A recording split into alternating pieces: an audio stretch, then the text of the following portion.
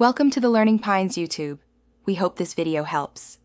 Gather replacement ear pads specifically sized for your Soundcore model, a soft plastic pry tool, a Phillips #0 screwdriver, a lint-free cloth, and a small parts tray for up to 6 tiny pieces. Power off the headphones and let them sit for 5 minutes to discharge capacitors and reduce static risk.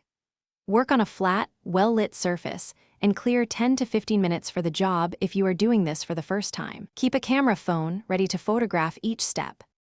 Start by using the soft pry tool to gently separate the worn pad from the plastic mounting ring.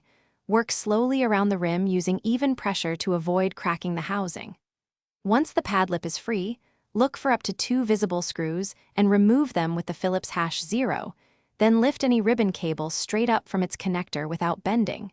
Do not tug. Place screws and any foam spacers into the small tray and photograph the assembly orientation to guide reinstallation. Align the replacement pad's mounting ring with the housing notches, then press evenly around the circumference until you hear a firm snap that indicates full engagement. Avoid twisting motions that could misalign clips.